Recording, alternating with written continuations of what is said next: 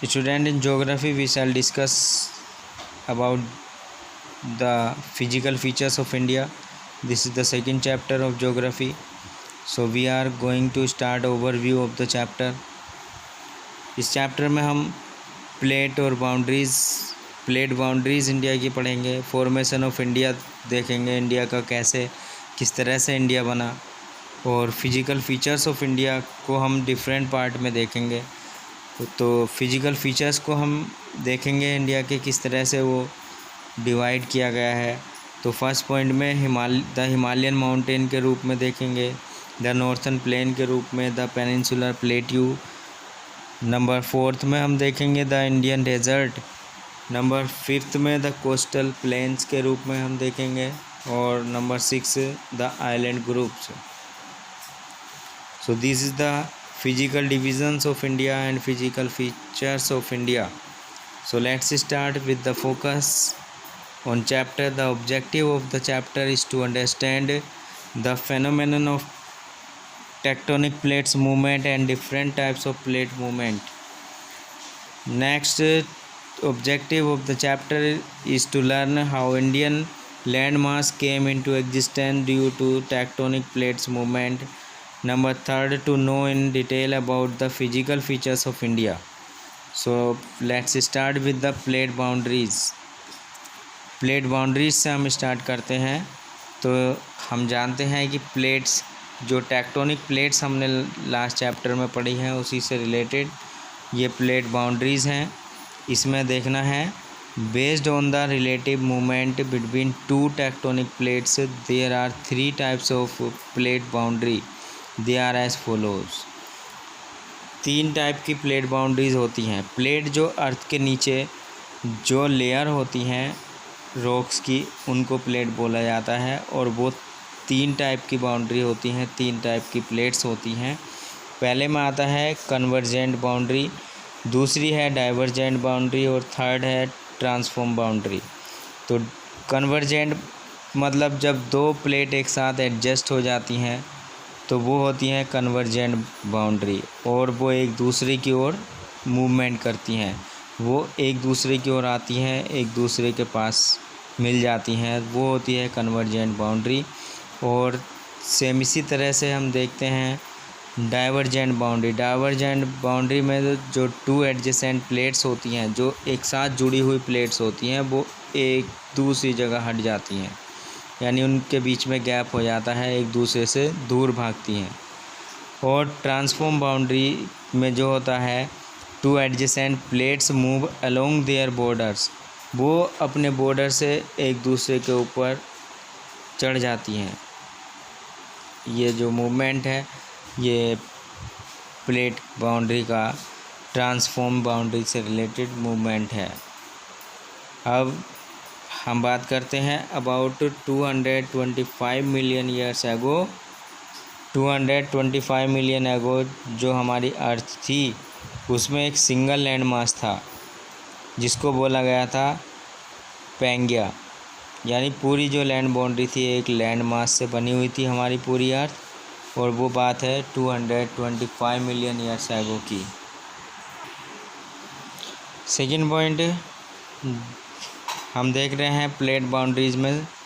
Plate boundary को 3 type में define किया गया है, convergent boundary, divergent boundary, transform boundary.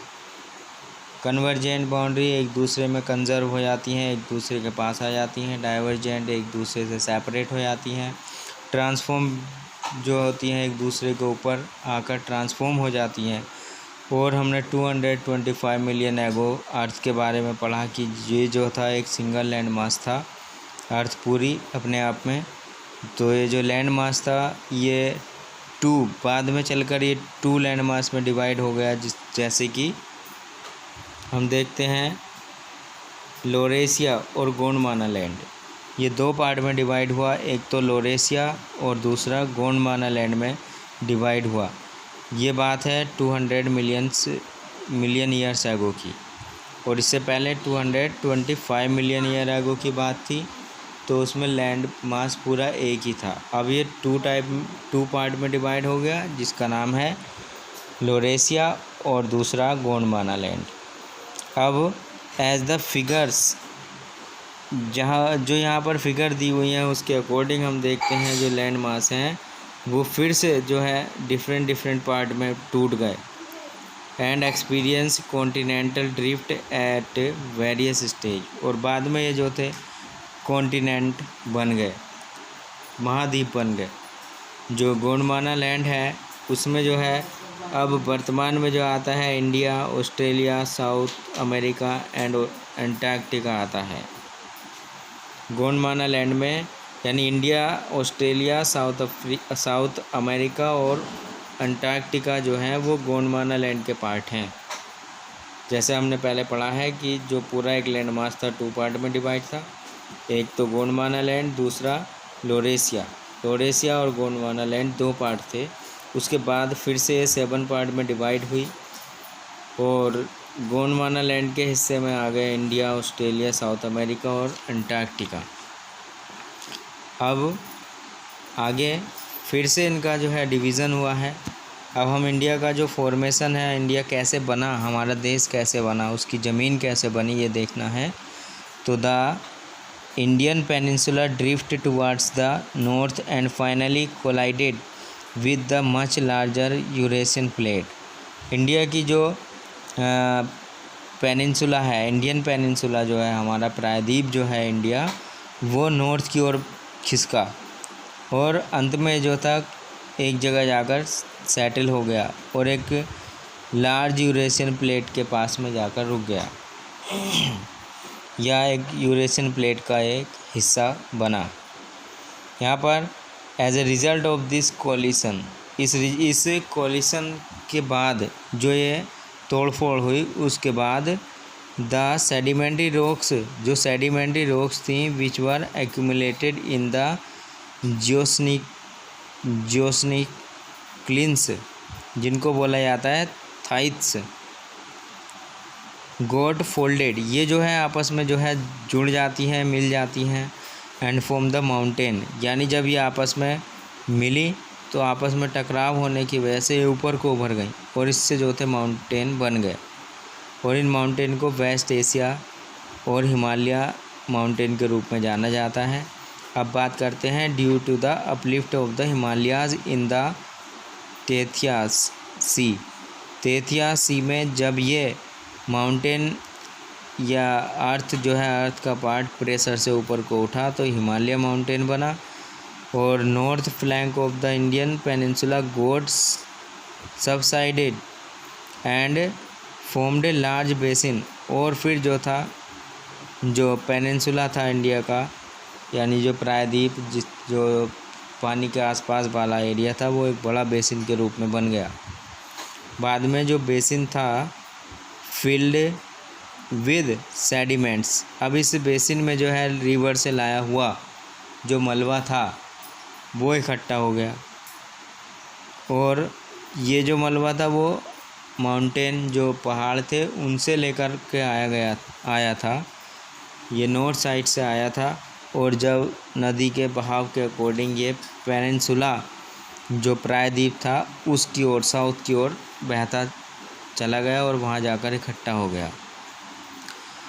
Last point में हम देखते हैं परिणाम ये निकला, an extensive flat land of alluvial soil, और एक एल्यूवाइल सॉइल की एक फर्टाइल सॉइल जो थी फ्लैट यानी बिल्कुल समतल एक मैदान बन गया, which is known as northern plains of India, जिस एरिया में हम रहते हैं नॉर्दर्न प्लेन में वो एरिया बन गया। So I hope you will be able to understand the chapter or the topic that I taught to you. Now physical features of India, physical features of India के बारे में हम discuss कर रहे हैं। यहाँ पर है the physical features of India can be grouped under the following division. Physical feature की अगर हम बात करते हैं इंडिया के तो उसमें ये डिवीज़न है। ये डिवीज़न कितने हैं? ये हैं 6 डिवीज़न। फर्स्ट डिवीज़न में आता है हिमालयन माउंटेन, सेकंड में नॉर्दर्न प्लेन्स आता है और थर्ड में आता है पेनिनसुला प्लेट्यू, फोर्थ आता है द इंडियन डेजर्ट, फिफ्थ में कोस्टल प्लेन्स और सिक्स्थ में आता है द आइलैंड ग्रुप। तो सबसे पहले हम इंडिया का जो फिजिकल फीचर है वो है हिमालयन माउंटेन, उसके बारे में डिटेल से डिस्कस करते हैं। तो we are taking the Himalayan mountain. So now let's start the Himalayan mountain. India's northern frontiers, जो इंडिया की नॉर्दर्न फ्रंटियर्स है, मतलब इंडिया की जो उत्तरी सीमा है, are distinctly marked out by the huge mountain. वहाँ पर जो है वो एक बड़े माउंटेन से घिरी हुई है, ढकी हुई है, और वो एक दीवार के रूप में है जो लगभग 3600 किलोमीटर का है और लगभग स्नो कैप्ड है, यानी इस पर बर्फ़ जमा होता है। और ये माउंटेन रेंज जो है ये काराकोरम और हिमालय रेंज आती है। अब मैप के थ्रू आप देख सकते हैं division of the continental division. जैसे जैसे जो प्लेट थी आपस में टूटी, टकराई, कोलैप्स हुई, और उनसे जो है हमारे ये 7 कॉन्टिनेंट बने।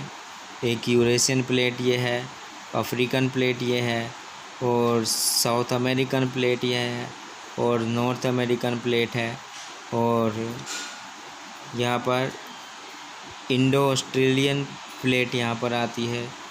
इंडो ऑस्ट्रेलियन प्लेट जब हमारी अर्थ राउंड शेप ले लेती है तो ये आपस में ज्वाइन हो जाते हैं, पूरा ऑस्ट्रेलिया बन जाता है। अब यहाँ देखते हैं इंडो ऑस्ट्रेलियन प्लेट, ये काफ़ी बड़ी है। और ये देखते हैं कैरेबियन प्लेट। कैरेबियन प्लेट यहाँ पर वेस्ट इंडीज़ भी जाना जाता है। और अब देखते हैं हम इंडिया का मैप। इंडिया के मैप में हम देखेंगे यहाँ पर रेफरेंसेस दिए हुए हैं एल्टीट्यूड स्केल के अकॉर्डिंग, और यहाँ जो है हाइट मीटर में दी हुई है। जो एरिया ये है लाइट ग्रीन, ये एरिया शो कर रहा है 0 से लेकर 300 मीटर हाइट को, और ये एरिया 300 जो येलो कलर का एरिया है ये 301 से लेकर 600 की रेंज को दिखाने वाला है। और थोड़ा सा ये हम देख रहे हैं सिराइस कलर कह सकते हैं हम इसको, यानी ऑरेंज कलर की शेप में है थोड़ा। ये 601 से लेकर 1500 सी लेवल से अबव है। और आगे जो एक ग्रे कलर में आया है ये 500 मीटर अबव है सी लेवल से। तो जो मैप शो कर रहा है वो डिफरेंट टाइप ऑफ रिवर्स हैं इंडिया में या माउंटेन्स हैं। तो map is very helpful for your labeling the map. So thank you for watching the video. See you in the next video.